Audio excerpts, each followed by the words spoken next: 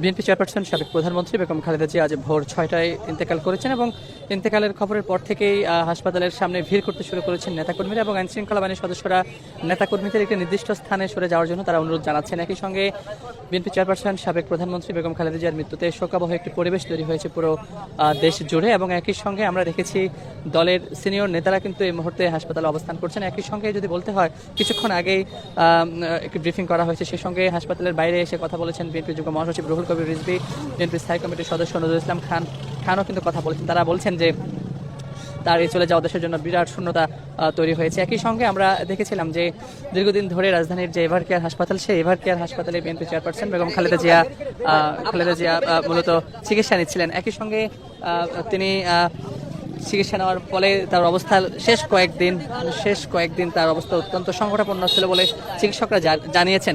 একই সঙ্গে যদি বলতে হয় যে শেষ সময়ে মূলত চিকিৎসক এবং তার পরিবারের পক্ষ থেকে কিন্তু কয়েকবার তারা জানিয়েছেন যে তার অবস্থা অত্যন্ত সংকটাপন্ন।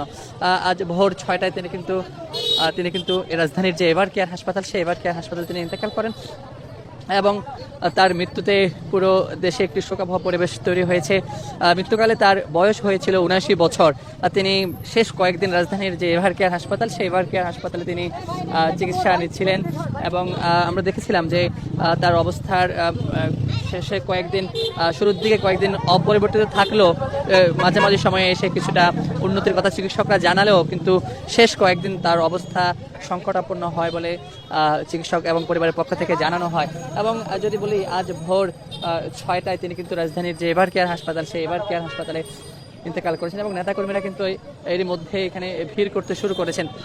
আইনশৃঙ্খলা বাহিনীর সদস্যরা তাদের সরিয়ে দিচ্ছেন নিরাপদ একটি স্থানে। একই সঙ্গে আমরা দেখেছি যে আইনশৃঙ্খলা বাহিনীর সদস্যরা কিন্তু এখানে মোতায়েন রয়েছে। একই সঙ্গে বিএনপির শীর্ষ নেতারাও কিন্তু ভিতরে প্রবেশ করছেন এক এক করে। এছাড়া বিভিন্ন রাজনৈতিক দলের নেতারাও কিন্তু আসতে শুরু করেছেন এভার কেয়ার হাসপাতালে। বিএনপি চেয়ারপারসন সাবেক প্রধানমন্ত্রী বেগম খালেদা জিয়া তিনি দেশের প্রথম নারী প্রধানমন্ত্রী ছিলেন এবং তিনি দীর্ঘদিন ধরে লিভার সহ বিভিন্ন রোগে তিনি চিকিৎসাধীন ছিলেন এই রাজধানীর এভার কেয়ার হাসপাতালে। আমরা রয়েছে এই মুহূর্তে রাজধানীর যে এভার কেয়ার হাসপাতাল, সেই এভার কেয়ার হাসপাতালে এবং নিশ্চয়ই আপনারা দেখতে পাচ্ছেন যে নেতাকর্মীদের যে ভিড় সেটা কিন্তু ক্রমশই বাড়তে শুরু করেছে। যদিও আজ সকাল থেকে কিছুটা ভিড় কম থাকলেও বেলা বাড়ার সঙ্গে সঙ্গে রাজধানীর যে এভার কেয়ার হাসপাতাল, সেই এভার কেয়ার হাসপাতালে নেতাকর্মীরা আসতে শুরু করেছেন এবং জানাজার বিষয় আমরা যেমনটি জেনেছিলাম যে আগামীকাল তার জানাজা হতে পারে মানিক মিয়া এভিনিউতে, এমনটি আমরা প্রাথমিকভাবে জানতে পেরেছি। যদিও তারা বলছেন দুপুরে স্থায়ী কমিটির বৈঠক বসে আবার সেটি তারা আনুষ্ঠানিকভাবে